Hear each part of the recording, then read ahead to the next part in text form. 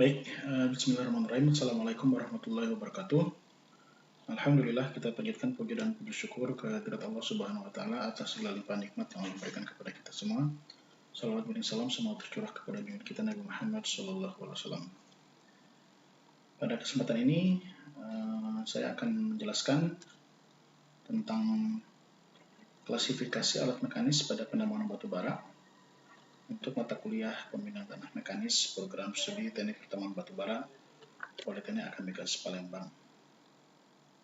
Apa kabar Bapak Ibu sekalian, teman-teman semuanya? Saya ada Yoyo ini. Kalau saya katakan apa kabarnya hari ini, maka kita semua jawab di rumah, ya, di depan layar masing-masing. Alhamdulillah, saya siap. Yes, ya. Jadi kedua telapak tangan dibuka, depan perutnya, gitu ya.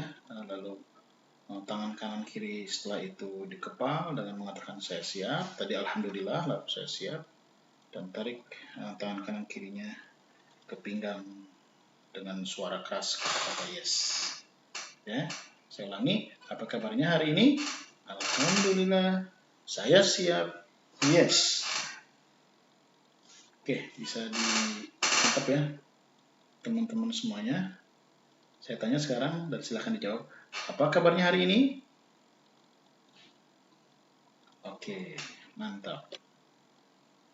Selanjutnya, agar pertemuan kita jadi berkah, ada baiknya untuk kita semua memulai pembelajaran ini dengan membaca berdoa menurut ajaran agama kita masing-masing.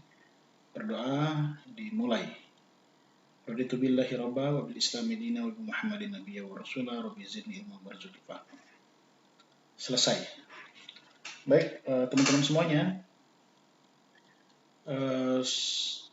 Kalau bagi yang kuliah ini ada presensi ya, silahkan diisi. Nanti kalau secara online itu ada, nanti akan dikonfirmasi. Untuk offline ada form yang harus diisi oleh teman-teman semua. Oke, kita mulai pertemuan kita tentang klasifikasi alat mekanis pada penambangan batu bara dengan menyimak video tentang alat mekanis yang akan kita sama-sama pelajari. Silakan. Pernahkah kalian melihat mesin yang besarnya sedahsyat ini?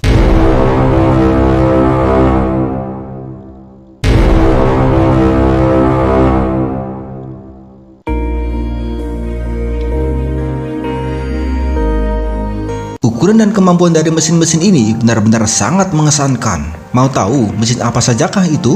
Sebelum kita bahas, ayo dong subscribe dulu karena informasi-informasi dari channel ini pasti keren dan sangat menarik.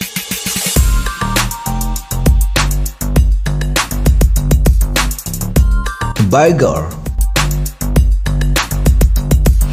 Baiger adalah mesin pengeruk bahan tambang yang mampu meratakan area perbukitan dan pegunungan dalam sekejap. Hal ini tidak lepas dari kinerja roda berulirnya sebagai skop yang secara terus-menerus mampu memindahkan 8,5 juta kaki kubik tanah sehari.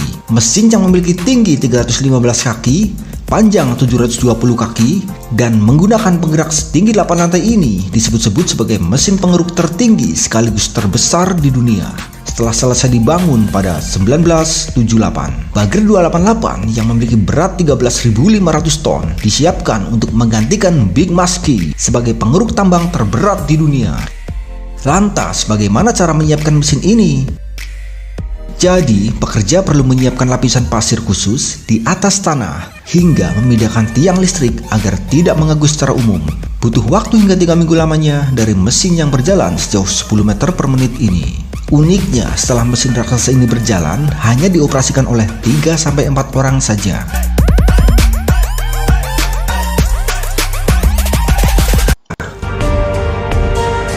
Liebherr adalah dump truck terbesar yang dirancang dan diproduksi pada tahun 2004 oleh produsen peralatan pertambangan Jerman, yaitu Liebherr CO.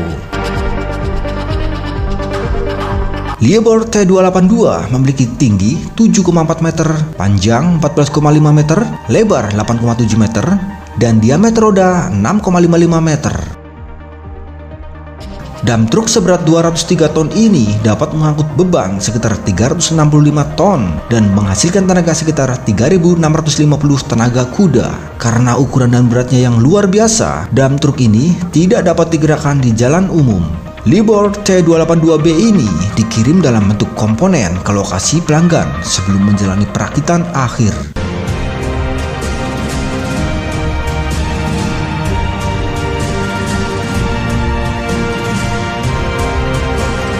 Torek Finlay 893. Baik, teman-teman semuanya, itu dua alat ya yang kita tonton tadi. Pertama adalah bucket wheel excavator ya, yang dipakai di pertambangan batubara terbuka. Satu lagi adalah dump truck. Pernahkah kalian? Nah, berikutnya adalah gambar yang saya sengaja tampilkan. Bisa dilihat di monitor teman-teman semuanya.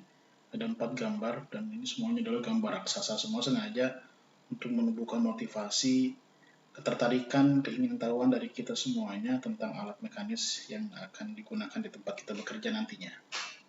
Ini ada 4 gambar teman-teman semuanya. Gambar yang paling atas kanan saya, ini adalah excavator, ini adalah BWE yang tadi saya sampaikan, yang tadi juga sudah kita tonton videonya. Yang berikutnya adalah sebelah kiri atas, ini drag line ya, yang digunakan juga untuk menggali dan memuat material.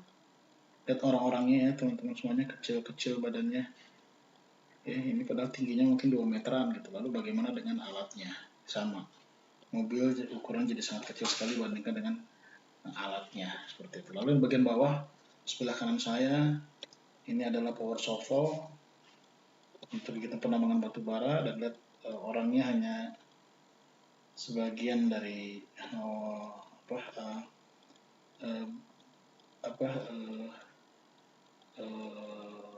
wadahnya ya, dan lihat tingginya dari power shovel ini. Lalu yang sebelah kiri bagian bawah saya adalah dump truck, yang tadi juga sudah kita tonton videonya, dan orangnya hanya 1/3 dari ukuran bannya. Bagaimana dengan besarnya dari total semua dump truck ini, yang mungkin sebesar rumah ya teman-teman semuanya. Ini adalah sekian 4 macam alat mekanis yang bisa kita lihat ya, dari sekian banyak alat mekanis yang akan digunakan di pertambangan batubara. Menarik ya teman-teman semuanya. Tujuan pembelajaran dari pertemuan kita pada saat ini adalah ada 3 hal ya, 3 hal yang ingin kita capai. Teman-teman bisa menjelaskan tentang pertimbangan-pertimbangan apa untuk pemilihan alat mekanis yang akan ditempatkan di kegiatan penambangan batubara. Pertimbangannya apa? Ya, ada 2 pertimbangan. Pertimbangan secara teknis, pertimbangan secara ekonomis. Jadi kita tidak sembarangan di dalam menempatkan alat mekanis dengan karakteristik yang khas, yaitu berat, besar, mahal, punya fungsi tertentu begitu ya, untuk ditempatkan di penambangan batubara dengan karakteristik yang juga berbeda-beda. Yang kedua, tujuan dari pembelajaran kita pada kali ini adalah untuk agar mahasiswa mampu menjelaskan definisi ya, karena alat mekanis nanti terklasifikasikan ke dalam 3 alat, yaitu alat gali muat, alat angkut, dan alat penunjang. Maka alat gali muat itu apa? Alat angkut itu apa? Alat penunjang atau alat bantu itu apa? Okay. Dan yang terakhir, kita semua, teman-teman semua bisa mengklasifikasikan banyaknya alat mekanis di penambang batubara itu masuk kategori alat gali muat yang mana? Alat angkut itu yang mana? Alat penunjang itu yang mana? Oke. Kita masuk ke materi pertama, yaitu apa pertimbangan dalam pemilihan alat mekanis. Nah, sebelum itu ada sedikit tutorial, ada sedikit ice breaking ya teman-teman semuanya. Kalau saya katakan salam perubahan, maka teman-teman jawab bisa, tangan kanan ya di kepala, di depan dada, gitu. Terus setelah itu yakin bisa, ini kanan kirinya di kepala, di depan dada, tuh. Lalu tarik tangannya ke pinggang sambil bilang dengan suara yang keras dan lantang, yes, gitu. Oke, saya ulangi, saya contohkan ya teman-teman semuanya. Salam perubahan, bisa, yakin bisa, yes. Ya, supaya kita bisa dinamis, sama-sama bergerak, semangat gitu ya. Dan salah satu tujuan pembelajaran itu adalah adanya perubahan gitu ya. Oke, siap teman-teman semuanya? Salam perubahan. Yes, wah, luar biasa. Nanti jadi ingat ya teman-teman semuanya ya. Kalau saya katakan salam perubahan, maka jawabannya adalah seperti itu. Oke. Kita lanjut ke materi. Pertimbangan pertama adalah untuk pemilihan alat mekanis ya, tadi dengan karakteristik yang khas. Dia adalah alat yang mekanis, alat yang besar, ya, berat, gitu ya. Lalu juga konsekuensi dari besar, berat, dan punya fungsi tertentu itu adalah juga mahal gitu. Karena kita nggak bisa sembarangan asal taruh saja, gitu. Asal pilih saja. Tentu ada pertimbangan. Yang pertama adalah pertimbangan secara teknis. Tentu. Pertimbangan secara teknis. Ada 3 hal yang harus dipertimbangkan. Yang pertama adalah kondisi medannya, atau jenis materialnya. Jadi di lapangan nanti itu seperti apa kondisi lapangan, medan kerjanya, gitu ya. Apakah itu adalah kondisi yang sudah terbuka, siap untuk langsung ditempatkan alat, gitu ya, dekat dengan akses jalan misalkan, lalu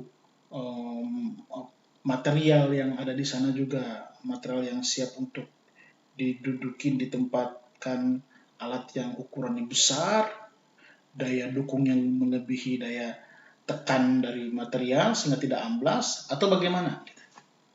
Ya, ini harus dipertimbangkan. Jadi jangan sampai sembarangan. Contoh misalkan ya, daerah itu daerah-daerah yang berawak ya, daerah yang itu mudah amblas. Alat mekanis yang kita tempatkan ke sana adalah alat yang besar, yang notabene itu berat. Taruh ke sana, apa yang terjadi? Alat mekanis tidak berfungsi, yang ada malah dia masuk ke dalam lumpur, gitu ya, dan pada akhirnya tidak bisa digunakan lagi. Ya, kita harus perhatikan betul kondisinya. Ini nanti banyak kajiannya, makanya sebelum materi ini ada yang namanya analisis tempat kerja kan, ya. Jadi tumbuh-tumbuhan yang digunakan itu diperhatikan. Kalau tumbuhannya besar-besar gitu, mau dipotongnya dengan cara disingkirkan clearing itu dengan cara didorong oleh alat berat, ya, alat mekanis seperti bulldozer, maka bagaimana cara kita menghadirkan alat mekanis yang juga mumpuni, gitu. Jangan sampai nanti pohonnya gede gitu, alat mekanisnya kecil, daya dorong, daya tariknya juga kecil, yang nggak bisa bermanfaat untuk land clearing nantinya, gitu kan, seperti itu. Ya kalau kecuali memang perdu gitu ya, semak belukar saja mungkin aman. Akses jalan, akses menuju kepada medan kerja itu bagaimana? Apakah sudah tadi ada jalan bisa masuk ke sana atau belum ada sama sekali? Ada sungai yang dekat dengannya, ada pelabuhan yang dekat, gitu ya, atau bagaimana? Nah, ini perlu juga diperhatikan oleh kita. Bahkan pada kalian nggak bisa akses melalui darat, melalui laut, ya pakai udara, ya pakai yang namanya helikopter. Gitu. Tadi di dalam video tadi sedikit disinggung, alat mekanis itu dipretelin begitu ya, lalu nanti diinstal ulang, dirakit ulang di lokasi kerja. Yang kedua, jenis pekerjaan. Targetan kita ini ya untuk bekerja ini mau berapa banyak, ya. mau berapa banyak volume material yang akan dipindahkan. Kalau memang ternyata banyak, maka pertimbangannya bisa alat mekanis yang kapasitasnya kecil tapi banyak, atau yang kapasitasnya besar dengan badan besar dan jumlahnya bisa lebih sedikit. Makin besar, kapasitas besar, ukuran besar, ya duitnya juga besar. Jadi makin kecil, maka duitnya juga kecil. Nah itu kan juga jadi bahan pertimbangan di situ. Nanti setelah ini kita bahas aspek yang lain. Ya. Yang ketiga, produktivitas. Kemampuan dari alatnya, dari hitungan teknis kita, ini mau berapa. Nanti berhubungan dengan yang namanya umur tambangnya. Gitu ya. Mau berapa kapasitas, mau berapa targetan dari perusahaan untuk produksi batu baranya dalam setahun, di breakdown dalam sebulan, dalam sehari, per alat, nanti ketemu alat apa yang paling pas untuk bisa mengeksekusi targetan dari perusahaan tersebut. Ini pertimbangan secara teknis. Pertimbangan kedua adalah pertimbangan secara ekonomis. Ini hitungannya uang, teman-teman semuanya, hitungannya uang. Jadi yang pertama adalah uang yang dikeluarkan untuk pengadaan alat mekanis itu, ya, karena alat itu kan kita harus beli, gitu ya. Berapa rupiahnya alat ini? Tadi sekali lagi karena besar, teknologi canggih, begitu ya. Untuk bisa menghadirkannya juga butuh biaya yang tidak sedikit, karena akses stabilitasnya juga tidak boleh lewat jalan raya karena kapasitasnya besar, maka biaya yang dikeluarkan oleh perusahaan untuk pengadaan alat ini juga luar biasa. Ini kita lihat keuangan dari perusahaan ini berapa banyak kan gitu. Ya. Nah yang kedua, operasi dan pemeliharaan. Jadi kemampuan beli itu juga harus diimbangi dan juga diteruskan, dan kemampuan kita untuk memelihara dan menangani biaya operasionalnya. Gitu. Ya. Belinya banyak biaya juga untuk bisa menjalankannya, ngejar target produksi tadi juga butuh biaya, bahan bakarnya, perawatan rutinnya, penggantian peralatan spare partnya ketika ada yang rusak, gitu ya, bayar pajaknya dan seterusnya. Ini harus dipikirkan. Ibarat kita membeli mobil ya, kendaraan pribadi kita gitu. Bukan cuma mau belinya, tapi bensinnya rutin kita menggunakan juga harus kita pikirkan. Perawatannya, pajak tahunannya gitu ya, dan seterusnya. Yang ketiga adalah umur tambang. Gitu ya. Umur tambang, hasil kajian feasibility study dari eksplorasi yang dilakukan sebelumnya ketahuan bahwasanya cadangannya sekian, targetan produktivitas tadi berapa, maka ketahuan umur tambangnya berapa. Kalau umur tambangnya lama, mungkin kita bisa agak lebih leluasa menentukan alat mekanis yang seperti apa yang mau kita beli, gitu ya, atau juga bisa disewa kepada pihak ketiga. Gitu. Tapi kalau umur tambangnya pendek, kita pikir-pikir, gitu ya. Jangan sampai pemilihannya jadi mubazir, banyak biaya dikeluarkan di awal, tetapi juga pemanfaatan tidak optimal. Nah, teman-teman semuanya, dua hal yang menjadi pertimbangan di dalam pemilihan alat mekanis, yaitu yang pertama adalah pertimbangan secara teknis, yang kedua pertimbangan secara ekonomis. Selanjutnya adalah pengelompokan alat mekanis. Alat mekanis dibagi menjadi 3. Yang pertama adalah alat gali muat, ya, yang kedua adalah alat angkut, dan ketiga adalah alat bantu atau alat penunjang. Ya. Alat gali muat adalah alat yang digunakan untuk mengambil ya, material gitu ya, dari kondisi yang asli menjadi kondisi yang tidak asli. Ya, kondisi in situ misalkan menjadi kondisi yang berai, sudah terangkat begitu ya. Begitu, lalu memuatnya kepada alat angkut. Itu yang disebut dengan alat gali muat, ya. Alat yang digunakan untuk menggali material dari kondisi asli menjadi kondisi berai, lalu memuatnya ke alat angkut. Itulah disebut dengan alat gali muat. Ya. Alat angkut apa? Definisinya alat angkut adalah alat yang digunakan untuk mengangkut material gitu, dari kondisi tadi, hasil dari aktivitas gali muat, ke proses berikutnya. Ya.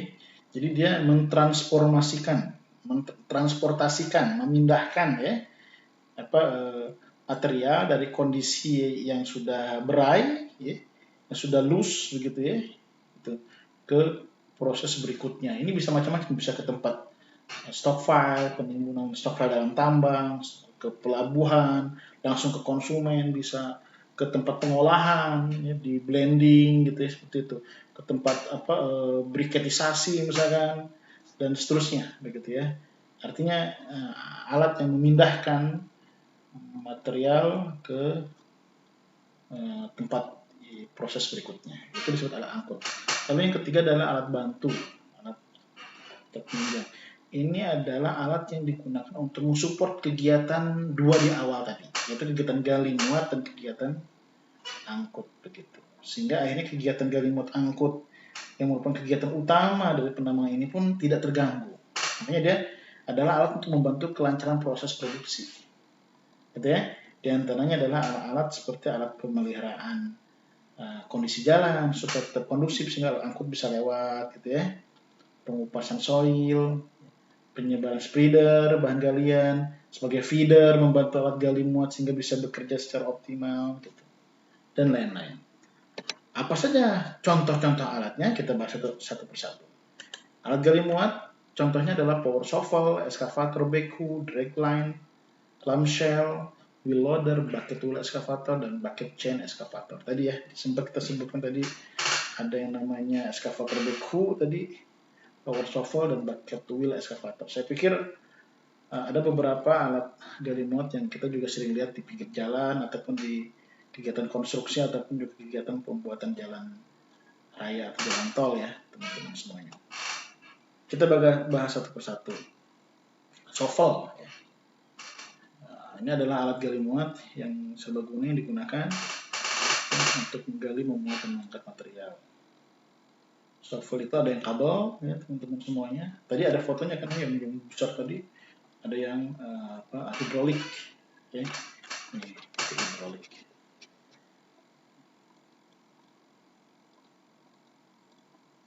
Ini adalah bucketnya, ya. Bucket. Yang berikutnya adalah excavator backhoe. Ya, mirip-mirip dengan ini, ya, hanya bedanya adalah di bucketnya. Ini menghadap ke dalam, yang tadi menghadap keluar. Ya. Lalu berikutnya dragline.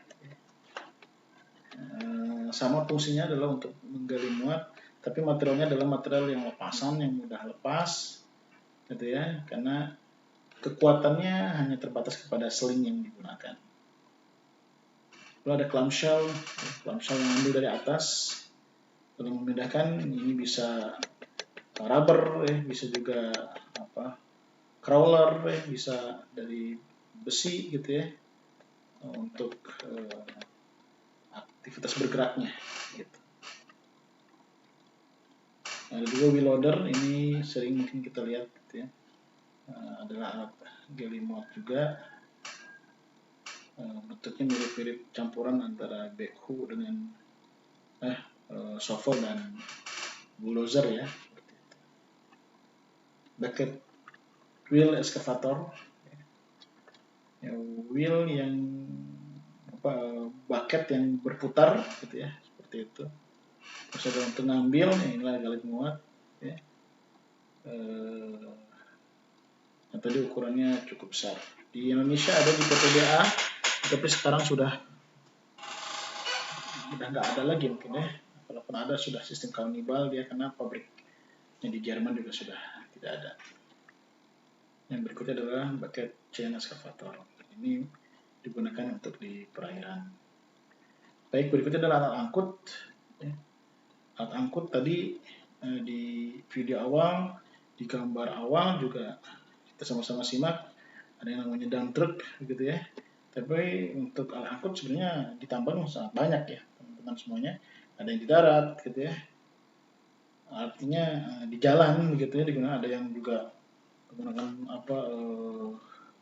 lokomotif di jalur kereta. Ada lagi pakai pompa, pakai pipa selari karena bentuknya dibuat selari begitu ya.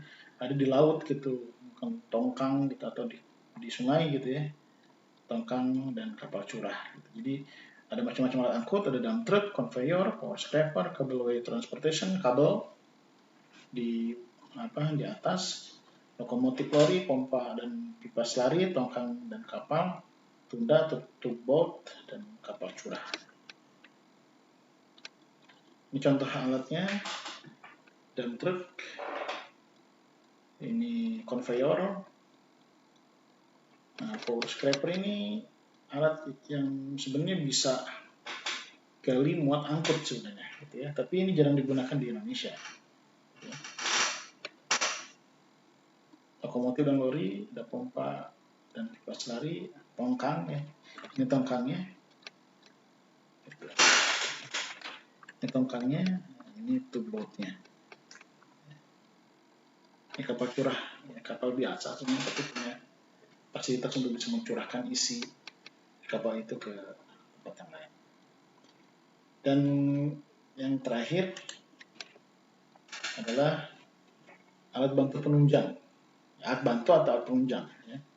Ini diantaranya adalah bulldozer, motor grader, kompaktor atau roller vibrator, ripper, crane, water truck. Jadi tadi sekali lagi fungsi alat mekanis ini adalah untuk memastikan kegiatan penggalian, pemuatan, dan pengangkutan ini bisa berjalan secara lancar tanpa gangguan. Gitu ya.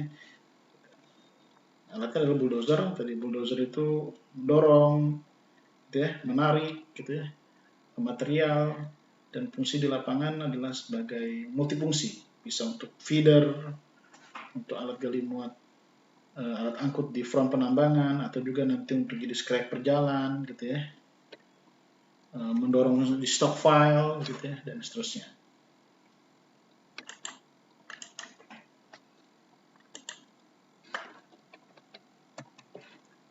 Berikutnya adalah motor grader. Ini untuk meratakan jalan, ya, membuat siringan, gitu ya, yang banyak dipakai di jalan-jalan. Kompaktor memadatkan, ya, compact, gitu ya, memadatkan jalan, ya, jalan tambang. Jangan berharap teman-teman jalan di tambang itu aspal, ya, mulus kayak jalan tol gitu atau jalan raya di depan rumah kita gitu, enggak, gitu ya. Jalan yang ada di tambang itu biasanya adalah jalan-jalan minimal maksimal sampai level berbatu halus, gitu ya, yang nanti akan dirapikan, dipadatkan oleh kompaktor, gitu ya, akan diratakan oleh grader, gitu ya. Kalau hujan bisa di scrap nanti, kalau itu adalah tanah misalkan, itu nanti bagian atasnya bisa diambil tanahnya sehingga ini nanti truk yang lewat tidak mengalami slip. Ripper ini di bagian belakangnya dari eskavator backhoe, gitu ya, biasanya fungsi dia untuk mengoyak, gitu ya, ini melukai lapisan-lapisan. Crane, ya, crane ini untuk mengangkat alat, material, gitu ya. Dan terakhir ada water truck. Water truck ini truk air, ya, isinya air, nyiramin air fungsinya, bukan bawa air, tapi memang mengeluarkan air. Nanti bagian belakangnya ini, nanti dari truk ini ada pancuran begitu, sehingga ini air bisa keluar dari sana, nggak terlalu banyak, dibikin merata begitu, sehingga fungsinya adalah untuk membuat debu yang ada di jalan itu bisa terikat oleh air tersebut, sehingga aktivitas penambangan bisa berjalan lancar tanpa ada debu. Ini dalam kondisi panas, ya, teman-teman semuanya. Oke, jadi itulah gambaran tentang 3 hal yang kami sampaikan pada pertemuan kali ini, yaitu tentang parameter penentuan, ya, alat mekanis yang akan ditempatkan. Yang pertama adalah secara teknis pertimbangannya, yang kedua adalah secara ekonomis. Yang kedua, teman-teman bisa mendefinisikan, ya, apa itu alat gali muat, alat angkut, alat bantu, alat penunjang, alat gali muat dan alat untuk mengambil material dari kondisi in situ, dari kondisi bank menjadi loose, menjadi berai, begitu. Lalu alat angkut adalah alat yang mengambil material dari kondisi berai ke tempat proses berikutnya. Alat bantu adalah alat yang membantu kegiatan gali muat angkut ini bisa berjalan tanpa hambatan. Oke, semoga bermanfaat. Ada nasihat dari Imam Syafi'i, kata beliau, jika kamu tidak tahan terhadap penatnya belajar, maka kamu harus siap dengan bahayanya kebodohan. Ya, mudah-mudahan ini menginspirasi kita untuk terus belajar, tetap semangat belajar sampai kapanpun, bahkan sampai mati kita. Makanya ada slogan mengatakan tarbiyah madal hayah. belajar sampai kita mati. Belajar seumur hidup. Oke, sebelum kita akhiri, marilah kita tutup dengan doa. Ya. Subhanakallahumma wa bihamdika asyhadu an la ilaha illa anta astaghfiruka wa atubu ilaik. Saya mohon maaf atas segala kekurangan, kepada Allah mohon ampun. Semoga bermanfaat. Assalamualaikum warahmatullahi wabarakatuh.